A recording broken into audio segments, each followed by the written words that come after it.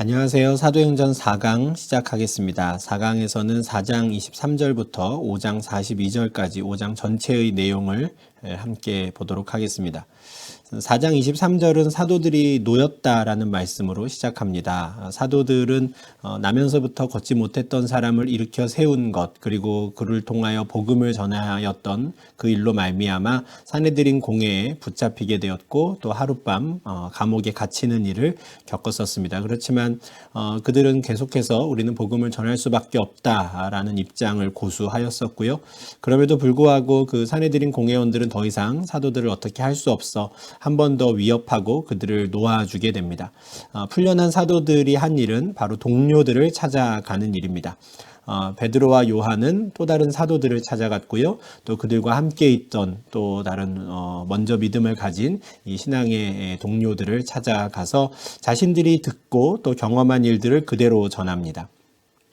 이 본문에 나오는 제사장들과 장로들은 사내들인 공회원들을 가리키는데요. 그들이 자신들에게 했던 이야기들을 그대로 알리지요. 그 모든 일을 들은 그 믿음의 형제들은 한마음이 됩니다. 한마음이 되어서 하나님께 기도하기 시작하는데요.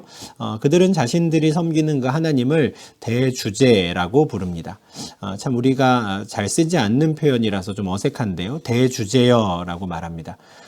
이것은 온 천지 만물을 지으시고 다스리시는 주님이라는 뜻입니다.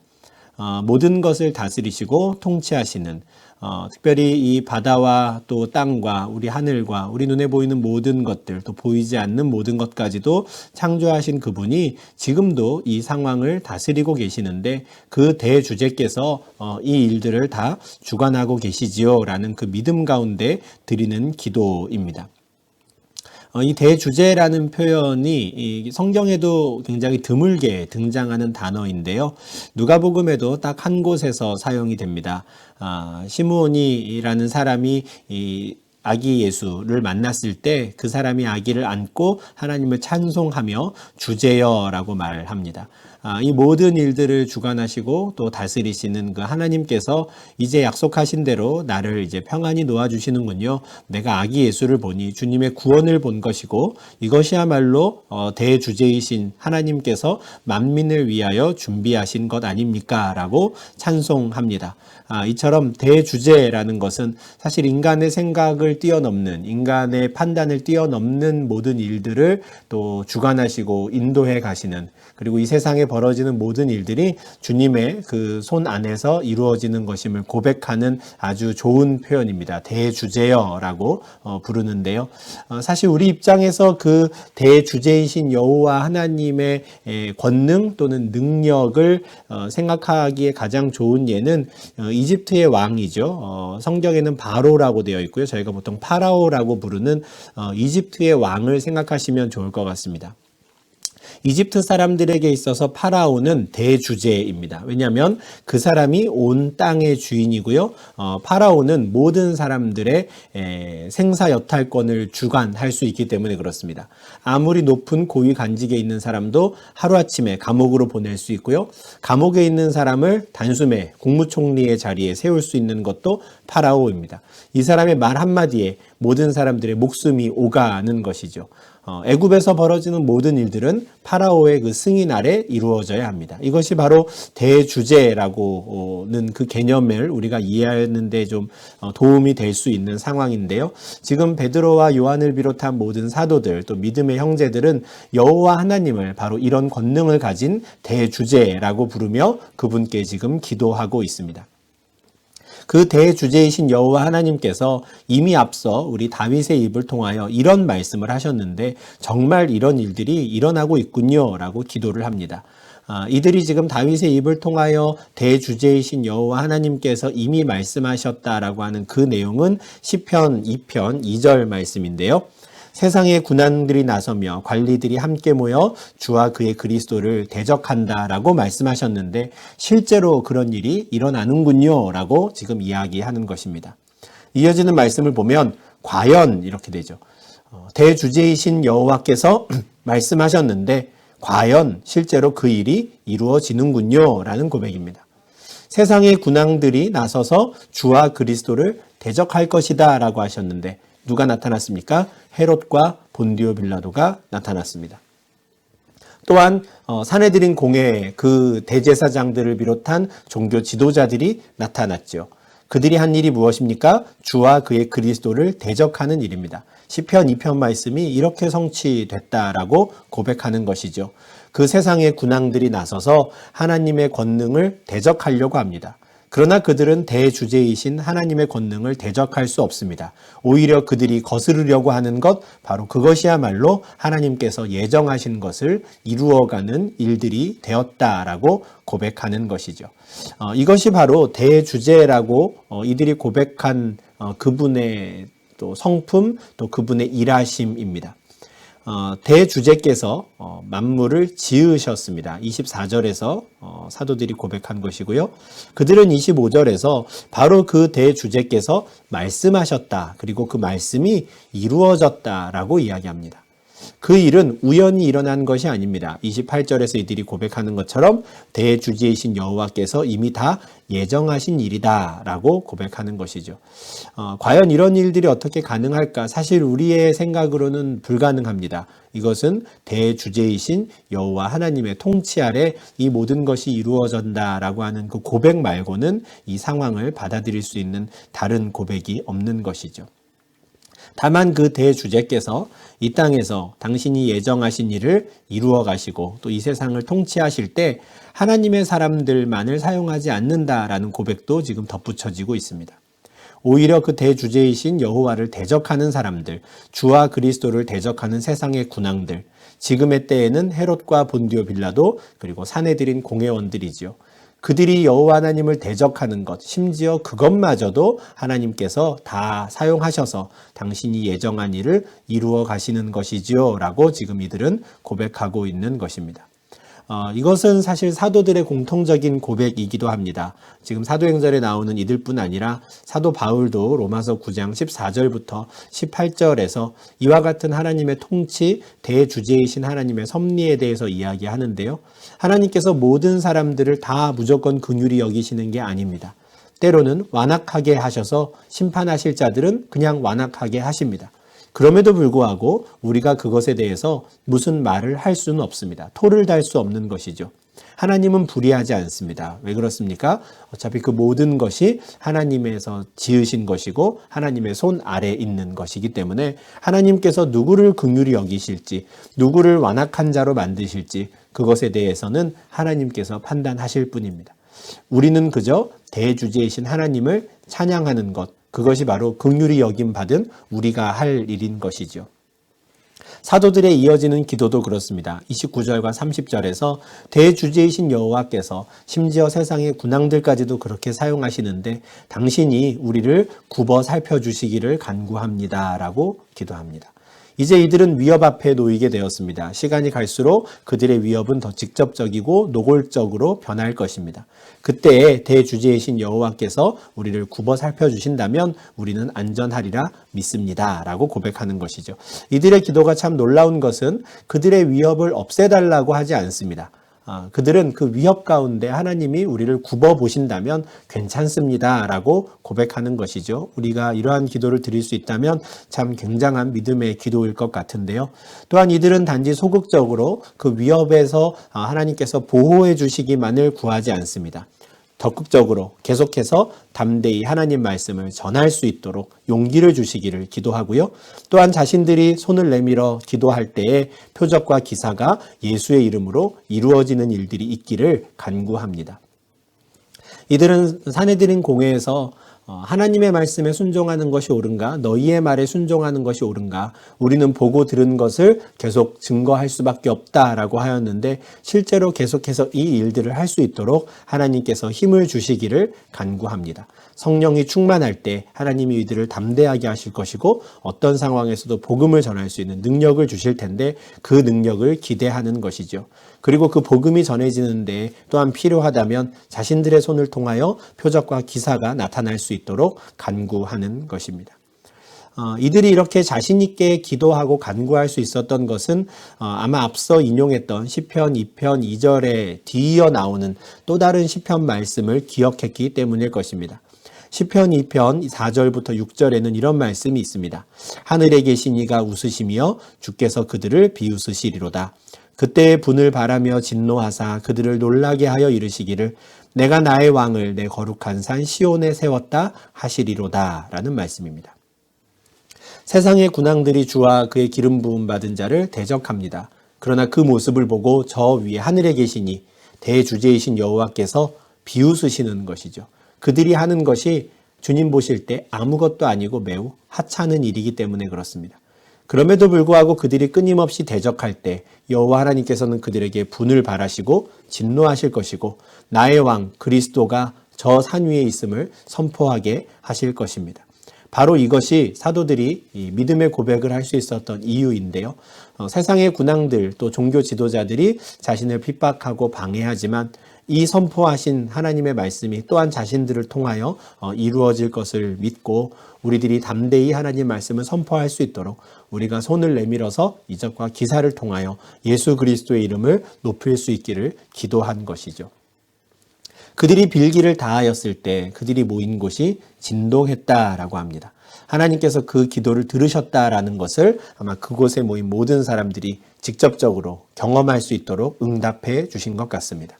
또한 그들이 성령이 충만하여서요 자신들이 간구한 대로 담대히 하나님 말씀을 전하게 되었습니다. 이들이 두 가지를 간구하였었지요. 하나님께서 우리를 굽어 살펴주셔서 언제나 담대히 하나님 말씀을 전하고 또 자신들의 손으로 이적과 기사를 행할 수 있도록 4장 31절에서는 그들이 실제로 성령이 충만하여서 담대히 하나님 말씀을 전했다라고 합니다. 그렇다면 또 다른 기도 응답은 언제 나타날까요? 우리가 나중에 보겠지만 5장 12절을 보면 사도들의 손을 통하여 민간의 표적과 기사가 많이 일어났다라고 합니다. 사도들이 대주제이신 여호와께 기도하였을 때 그 기도가 이렇게 응답되어 나타난 것이죠. 사도들이 그 마음이 흔들리지 않고 굳건하여져서 끊임없이 자신들이 마땅히 해야 할 일들을 해나갈 때 그 과정 중에 그렇다면 그들과 함께 있었던 초대교회 성도들의 모습은 어떠했을까? 32절부터 37절까지 나오는데요. 그들은 모든 물건을 서로 통용하였고요. 자기 재물을 조금이라도 자기 것이라고 하는 이가 없었다라고 고백합니다. 참 놀라운 일인데 이것은 앞서 사도행전 2장 44절부터 47절에서 나왔던 그 초대교회 성도들의 모습과 또 유사한 상황이 한 번 더 벌어집니다. 사도행전 2장과 4장에서 이렇게 연이어 등장하는 초대교회 성도들의 모습을 보며 이것이 정말 하나님 나라인 것 같고 또 우리도 이렇게 살아야 할 것 같다라는 생각이 들지만 앞서 사도행전 2장 말씀에서도 설명을 드렸지만 지금 이 예루살렘 교회의 모습은 굉장히 특이한 경우입니다. 모든 상황에 적용할 수 없고요. 특별한 경우에 한해 이런 모습이 나타났다라고 이해하는 것이 옳습니다. 2장 41절에서 어느 날 갑자기 이 신도의 수가 3,000이나 더해졌습니다. 그러하니 이들이 모두 함께 모여 사도들의 가르침을 받아야 하는 갑작스러운 상황이 벌어진 것이죠. 그러니 이미 많은 것들을 갖고 있었던 사람들이 자신의 곡간을 풀어서 함께 음식을 나누게 되었고요. 오순절을 맞아서 전 세계에서 모여든 사람들이 장기적으로 체류하게 되면서 각각 자기들의 집을 오픈하게 되었고 그들에게 숙식을 제공하며 함께 가르침을 받게 되는 그런 일들이 특별히 일어난 것입니다. 4장도 마찬가지입니다. 나면서 앉은뱅이 걷지 못했던 사람을 일으켜 세운 그 일을 통해서 말씀을 들은 사람들 중에 남자의 수만 5,000명, 굉장히 많은 사람들이 신도가 되었습니다. 이들도 마찬가지로 갑작스럽지만 이들 모두가 다 성도들의 교제 가운데 들어와서 사도들의 가르침을 받아야 하는 것이죠. 그러니 2장과 4장에서는 같은 모습이 나타나는 겁니다. 이들이 모든 물건을 서로 통용할 수밖에 없습니다. 집을 오픈하였는데 어떻게 그들이 잠깐 자신들 것으로만 그렇게 계속 쓸 수 있겠습니까? 자기 재물을 내 것이라고 주장한다면 함께 나눌 수가 없었겠죠. 한 번에 3,000명, 또 한 번에 5,000명, 굉장히 많은 숫자가 들어오게 되면서 특별한 상황에 이들은 이런 형태로 교회를 꾸려 나가게 되었던 것입니다. 그렇다면 우리가 이 모습을 그냥 단지 특이하다, 그 당시에 독특한 상황이었다라고 치부하고 넘어갈 수 있는가? 그건 또 아닙니다. 사실 4장 32절에서 우리가 더 중요하게 생각해야 되는 구절은 믿는 무리가 한 마음과 한 뜻이 되었다라는 겁니다. 믿는 무리가 한마음과 한뜻이 되어 있는 상태에서 그 한마음과 한뜻이 어떤 모양과 어떤 모습으로 나타나는가, 그것은 각 시대마다 상황마다 또 교회마다 다르게 나타나는 것이죠. 초대 예루살렘 교회에서는 사도행전 2장과 4장과 같은 모습으로 나타나는 겁니다. 그들이 한 마음이었구나, 그들이 한 뜻이었구나라는 것이 그들이 서로 물건을 통용하는 것을 통해 자기의 재물을 조금이라도 나의 것이라고 주장하는 사람이 없는 그런 모습을 통해서 그들이 한 마음과 한 뜻이었구나라는 게 나타나는 것이죠. 이것은 안디옥 교회에서는 또 다른 모습으로 나타납니다. 이후에 보겠지만 안디옥 교회, 최초의 이방인 교회, 그들도 역시 한 마음과 한 뜻이었습니다. 그들이 한 마음과 한 뜻이었던 것은 어떻게 나타납니까? 그들의 기사에서는 모든 물건을 서로 통용했다 이런 내용이 없습니다. 그러나 그들에게는 한 마음과 한 뜻된 그 교회의 모습이 선교를 통해 드러납니다. 담임 목사로 일했던 바나바, 그리고 아주 유능한 성경 교사였던 바울, 그 대표적인 두 사람을 오히려 선교사로 파송하는 참 특별한 일을 안디옥 교회가 하였지요. 그들이 그렇게 할 수 있었던 것은 그들이 또한 한 마음과 한 뜻이 되어 있었기 때문에 그렇습니다. 성도들의 모임, 교회에서 중요한 것은 바로 이것입니다. 믿는 무리가 한 마음과 한 뜻이 되는 것이죠. 그리고 그 모습이 예루살렘 교회는 이런 모습으로, 안디옥 교회는 또 다른 모습으로 드러나는 것입니다. 로테르담 사랑의 교회 우리 온 성도님들도 한 마음과 한 뜻이 되어야 합니다. 그러면 그 한 마음과 한 뜻이 된 것이 이 지역, 또 로테르담이라고 하는 특수한 상황에서, 또 한인교회라고 하는 이 상황에서 우리는 어떻게 그것이 드러나게 될 것인가, 이것이 이제 우리가 고민해야 하는 것이죠. 성경 2장과 또 4장에 있는 내용을 그대로 우리에게 적용한다라고 할 수는 없고요. 한 마음과 한 뜻이 된다라는 것, 이것을 우리가 염두에 두고 또 고민해 가면 좋겠습니다. 모든 믿는 자들이 한 마음과 한 뜻이 되어서 또 그들에게 필요한 모습들을 드러낼 때 사도들은 더욱더 큰 권능 가운데 주 예수의 부활을 증언하게 됩니다. 사실 이 주 예수의 부활, 이것이야말로 산헤드린 공회원들, 종교 지도자들이 싫어했던 겁니다. 베드로와 요한이 예수 안에 죽은 자의 부활이 있다라고 가르친 것, 바로 그것을 싫어하였지요. 그래서 그들을 붙잡아다가 가두었었던 것입니다. 그러나 그들은 더욱더 큰 권능 가운데 담대히 주 예수께서 부활하셨으며 그 주 예수의 부활을 믿는 자들에게는 또 그 부활이 주어진다라고 담대히 증언하는 일들이 일어납니다. 이것은 이들이 산헤드린 공회 앞에서 우리는 보고 들은 것을 말하지 아니할 수 없다라고 선포하였던 것, 그리고 29절에서 하나님께서 우리를 굽어 살펴주셔서 우리가 담대히 말씀을 전하게 해주십시오라고 간구하였던 것을 실제로 이들이 말로만 그친 것이 아니라 실제 삶을 통해서 그들이 주 예수의 복음을, 부활의 능력을 담대히 증언하였다라는 것을 확인할 수 있습니다. 초대교회 성도들 중에 또 대표적인 한 사람에 관한 이야기가 34절 이후에 이어지는데요. 초대교회 성도들에 나타난 아주 특별한 내용이 하나 있습니다. 그 중에 가난한 사람이 없었다라는 것이죠. 모든 사람들이 물건을 서로 통용하였고 어느 누구도 이 물건을 자기 것이라고 주장하는 사람이 없었으니 가난한 사람이 나타나지 않았다라는 겁니다. 그리고 내 밭과 집이 있는 사람들은 그것을 팔아다가 판 값을 사도들의 발 앞에 두고요. 사도들의 발 앞에 두면 그 사도들이 그것을 각 사람의 필요를 따라 나눠주었다. 그러니 이들은 가난한 사람이 없었다. 이렇게 이어질 수 있는 내용입니다. 참 어떻게 이런 일들이 가능할까 참 궁금하기도 하고 또 도전이 되기도 하는데요. 이들에게 이런 모습이 나타날 수 있었던 아주 중요한 이유가 사실 그 바로 앞에 4장 33절 하반절에 나와 있습니다. 이 무리가 큰 은혜를 받아입니다. 하나님께서 주신 그 은혜가 아니고서는 타락한 사람의 성정으로 이런 일들은 일어날 수가 없습니다. 내 물건을 다른 사람과 함께 쓴다는 것, 어느 것도 나의 것이라고 주장하지 않는다는 것, 나에게 있는 것을 팔아서 사도들에게 주고 사도들은 그것을 아무런 사심 없이 각 사람의 필요를 따라 나누어 준다는 것, 그래서 그 믿는 무리 가운데 어느 한 사람도 가난한 사람이 없다는 것, 이런 상황은 타락한 인간의 성정으로 이루어질 수 있는 사회 또는 공동체의 모습이 아닙니다. 하나님이 주시는 은혜가 아니고서는 불가능한 일이죠. 사실 이런 공동체는 하나님께서 기대하셨던 하나님의 백성 공동체의 모습이 분명합니다. 신명기 말씀을 보면요. 신명기 15장 4절과 5절에 이런 말씀이 있습니다. 내가 만일 내 하나님 여호와의 말씀만 듣고 내가 오늘 내게 내리는 그 명령을 다 지켜 행하면 내 하나님 여호와께서 내게 기업으로 주신 땅에서 내가 반드시 복을 받으리니 너희 중에 가난한 자가 없으리라 는 말씀입니다. 이제 이들은 가나안 땅에 들어가는 이스라엘 백성들을 향해 주신 하나님 말씀인데요. 신명기니까요. 너희가 가나안 땅에 들어가면 내 말대로 살기를 바란다. 내 명령을 다 지켜 행하기를 바란다. 그렇게 되면 어떻습니까? 너희 중에 가난한 자가 없을 것이다 라고 말씀하세요. 희년 제도도 있고요. 안식년 제도도 있고요. 하나님께서 주신 그 율법의 여러 제도들을 이들이 잘 지킨다면 이들 중에 가난한 자들은 없을 것이다 라고 약속해 주신 것이죠. 이것이 하나님께서 꿈꾸신 하나님 나라 백성들의 모습입니다.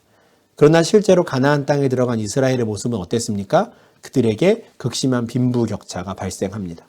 그들 가운데 가난한 자들이 생기고요. 고아와 과부들이 멸시를 당하는 일이 벌어집니다. 아무리 하나님 백성이라고 입으로 떠들어도 그들이 이 타락한 인간이기에 그들의 의지만으로 모든 율법을 지켜 행하여 이런 상황을 만들어내지 못하는 것이죠. 이 일이 어떻게 이루어졌습니까?